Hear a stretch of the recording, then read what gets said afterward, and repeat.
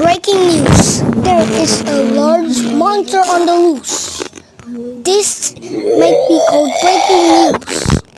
It may be vertebra, but I think it's destroying for a second. I think it might be larger than behemoth. Thank you.